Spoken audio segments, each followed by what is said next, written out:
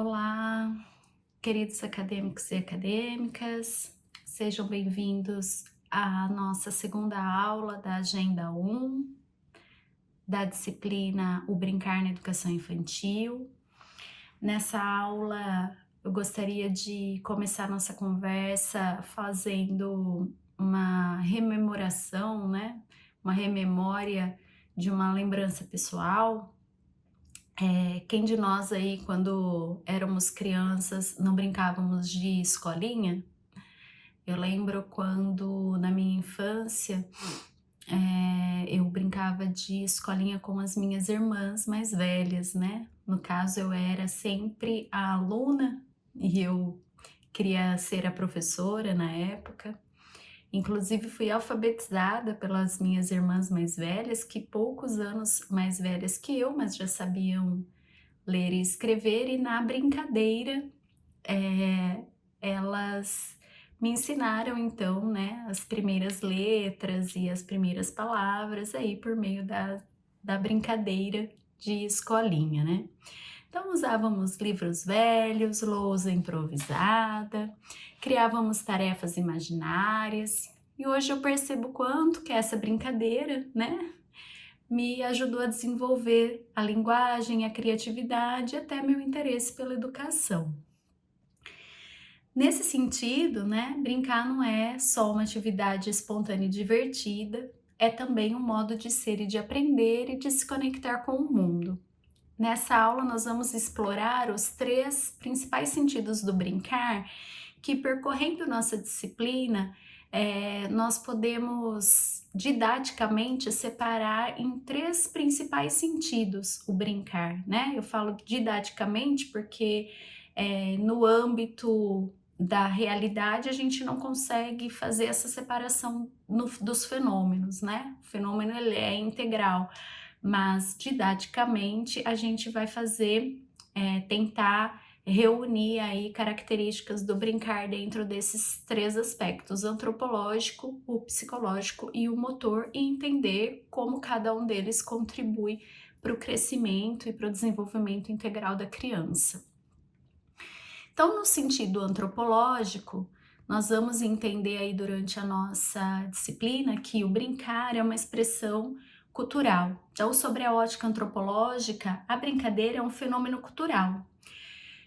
Bruder nos mostra que o brinquedo ele é um objeto simbólico que reflete a sociedade que produz esse brinquedo, né? Um exemplo claro são as bonecas. Enquanto antes eram feitas de palha e pano, hoje são altamente estilizadas, refletindo padrões de beleza, inclusive, né? Comportamentos valorizados socialmente. Quando a gente vê uma criança brincando de casinha, pode imitar as falas da mãe, né? Preparar comidas imaginárias, cuidar da boneca como se fossem seus filhos, né? E aí usar a linguagem da mãe, que a mãe usa com ela, né? Então esse brincar revela como ela observa e como ela ressignifica os papéis sociais que ela tem ao redor dela. Walsner afirma que a cultura é mediadora da ação psicológica e por isso se expressa diretamente nas formas como as crianças brincam. Através do faz de conta, por exemplo, a criança imita papéis sociais, questiona regras e participa ativamente da construção da identidade cultural. Por isso a gente percebe que diferentes culturas brincam de formas diferentes, né? Então a criança que mora no espaço onde os pais, por exemplo, são pescadores, muito provavelmente a brincadeira da pesca, né, de imitação daquela atividade dos pais, ela vai estar presente naquela comunidade infantil, né? Num sentido motor, né, de sensório motor, o brincar, né, com o movimento, com o corpo, ele contribui para o crescimento físico, para a coordenação motora. Então, jogos de correr, de pular, de arremessar, de dançar ajudam no desenvolvimento da percepção, do equilíbrio, a força muscular, e aí a gente faz, né, todo uma reflexão aí do quanto hoje essa presença das telas e da tecnologias, né, dentro da infância, elas prejudicam, né, um tanto, não é só esse prejuízo, mas vamos trazer aqui, né, nesse momento, a ideia de que a tecnologia, ela também traz o prejuízo para a criança, porque ela diminui esse movimento que a criança tem durante a brincadeira, né? Então, o subir na árvore, o pular, o brincar de corda, de pega-pega, de esconde-esconde, né? Então, a criança ela exercita não apenas o corpo, mas noções de espaço, de lateralidade, ritmo, tempo, que são fundamentais para o domínio do próprio corpo. Brincadeiras que envolvem o corpo estimulam a autonomia, né? E o domínio do espaço. Alguns estudiosos mostram que crianças com deficiência em atividades lúdicas promovem autonomia, comunicação, tônus postural, né? E outras habilidades relacionadas à questão da postura, do corpo, né, do desenvolvimento muscular, que são importantes para o desenvolvimento infantil e para o próprio crescimento físico. Com relação ao sentido psicológico, e aí nesse caso a gente vai se ater um pouquinho mais, porque os nossos textos, eles enfocaram um pouco essa questão, e é uma questão um pouco mais que, no meu ponto de vista, é um pouco mais difícil de entender, e por isso eu vou me ater um pouquinho mais, né, a essa questão, a fim de dar um exemplo, né, para tornar a questão um pouco mais palpável. Então, a gente vai trazer a ideia da perspectiva histórico-cultural, né, de Vygotsky, em que a brincadeira ela é uma atividade que pode ser realizada pela pessoa, né, ela é realizada em qualquer idade, mas na idade pré-escolar é que ela tem uma importância essencial, porque ela é a principal linha de desenvolvimento da criança, né? Por que a criança brinca?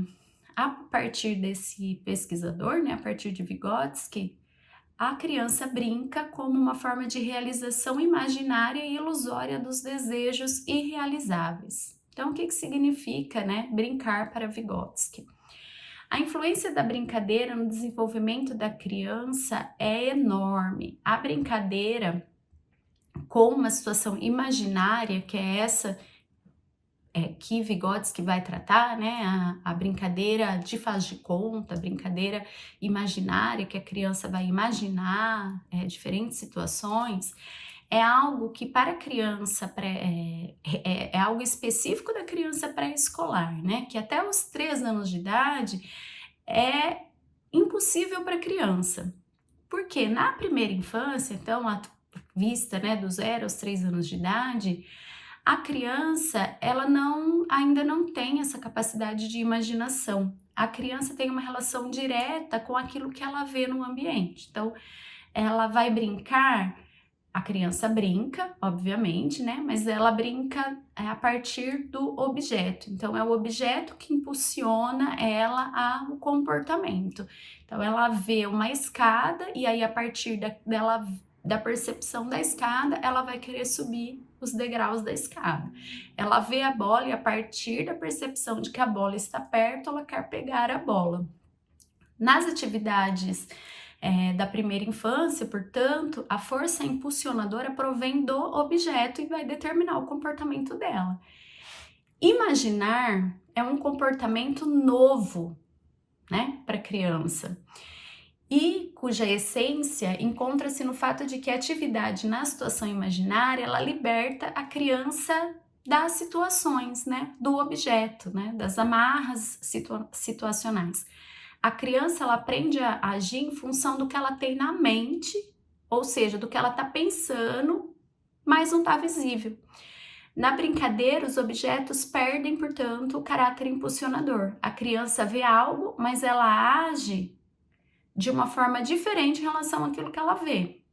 Então, percebe-se que a criança começa a agir independente daquilo que ela vê. Ela brinca e não apenas imita, como ocorre até os 3 anos. E aí vamos abrir um parênteses, a imitação é algo muito importante, né?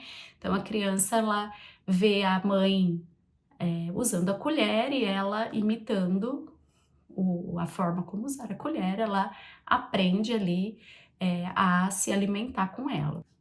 A situação, né, a ação na situação que não é vista, mas somente pensada, a ação no campo imaginário, numa situação imaginária, leva a criança a aprender e agir não apenas com base na sua percepção direta do objeto ou na situação que atua diretamente sobre ela, mas com base no significado dessa situação. Então, um pedaço de madeira passa a ser uma boneca, o cabo de vassoura passa a ser um cavalo, né? Uma caixinha de leite passa a ser um caminhãozinho, enfim. Separa, então a criança começa a separar a ideia, que é o significado da palavra, do objeto, né? A criança, ela não faz isso imediatamente, é uma tarefa extremamente difícil para a criança, e a brincadeira, ela é uma forma de transição para essa capacidade que a criança tem de separar o significado do objeto. Na brincadeira, a criança opera com significados separados dos objetos, mas sem interromper a ação real com os objetos reais. Então, para pensar sobre cavalo, ela precisa projetar no cabo de vassoura as suas ações com esse cavalo, como se fosse um pivô, né? Então, esse é um momento importante no desenvolvimento, pois muda a estrutura que determina a relação entre a criança e a realidade, a estrutura da percepção. Ou seja, a criança opera antes com o significado da mesma forma que com os objetos. Depois ela toma consciência deles e começa a pensar. Na brincadeira, a criança opera com objetos como sendo coisas que possuem sentido, opera com o significado das palavras que substituem os objetos, por isso na brincadeira ocorre a emancipação da palavra em relação aos objetos. Na idade escolar, a criança desloca-se para os processos internos, para a fala interna, memória lógica, pensamento abstrato. Do ponto de vista do desenvolvimento, a criação de uma situação imaginária pode ser analisada como um caminho para o desenvolvimento do pensamento abstrato. Olha a importância da brincadeira, né? A brincadeira é realmente uma especificidade da idade pré-escolar. A brincadeira séria da criança na primeira infância consiste em que ela brinca sem diferenciar a situação imaginária da situação real. Na idade escolar, a brincadeira não morre, né? Então, dizendo que é uma especificidade da idade pré-escolar, nós estamos falando desse tipo de brincadeira que vai criar esse tipo de desenvolvimento, né? Mas na idade escolar a brincadeira não morre, mas penetra na relação com a realidade. Ela possui sua continuação interna durante a instrução escolar e os afazeres cotidianos, né? Que é uma atividade obrigatoriamente com regras. Enfim, a brincadeira é fonte de desenvolvimento e cria a zona de desenvolvimento proximal, ou mais recentemente, como os autores chamam, desenvolvimento imediato, iminente. A ação no campo imaginário, numa situação imaginária, a criação de uma intenção voluntária, a formação de um plano de vida, de motivos volitivos, tudo isso surge na brincadeira, colocando a criança num nível superior de desenvolvimento. Também, pela brincadeira, né, além dessa capacidade aí, né, de pensar de forma abstrata, também há a aprendizagem das regras, né? Então, por meio da brincadeira, por exemplo, de supermercado, a criança está brincando lá de supermercado, elas criam listas, simulam pagamentos, interagem com clientes, né? Nesse processo, organizam ideias, resolvem conflitos, aprendem no coletivo. Também por meio do brincar, há uma forma de elaborar emoções. Então, eu nem sempre consigo brincar, ser a professora, às vezes eu tenho que ser aluna, né? Às vezes eu posso ser a professora. Enfim, então eu tenho que lidar, elaborar as emoções, medos, angústias, incertezas, né? Há estudos de crianças que, por meio da brincadeira, conseguem reelaborar traumas vividos, né, de violência. Portanto, brincar passa a ser inclusive uma atividade terapêutica, né, e formadora do psiquismo infantil. A metacognição também é desenvolvida por meio do brincar, né? E interagir com os pares. Ao interagir com os pares, a criança aprende ainda a refletir sobre o pensamento do outro, exercita empatia e habilidades sociais. Bom, quando a gente fala em brincar, todos esses sentidos são integrados, né? Embora a gente possa dividi-los, como eu disse, didaticamente, né, para a gente discutir, é importante lembrar que o desenvolvimento infantil é um processo integrado e a brincadeira atua simultaneamente, né, nesses aspectos culturais, mentais, enfim. Quando uma criança está brincando de uma cantiga de roda, lá, de escravos de Jó, a criança está ao mesmo tempo aprendendo regras sociais, né, esperar a vez, colaborar, enfim, desenvolvendo a coordenação motora, né, com os movimentos ritmados e vivenciando uma prática aí cultural passada por gerações. Portanto, brincar é uma atividade estruturante, não é uma atividade complementar somente, né, que as políticas públicas já entenderam e já reconhecem como direito. E esses sentidos, portanto, eles se entrelaçam aí. No brincar, a criança cresce, pensa, sente, se expressa e se constrói como um sujeito histórico-social. Então, como educadores, nós precisamos garantir, né, esses espaços, tempos, materiais para que o brincar aconteça de forma plena. Eu finalizo com a frase da Kishimoto, que coloca que a conduta lúdica oferece oportunidades para experimentar comportamentos que em situações normais jamais seriam tentados por medo de erro ou punição. Eu agradeço, né, mais uma vez a colaboração de vocês na nossa disciplina e desejo bons estudos.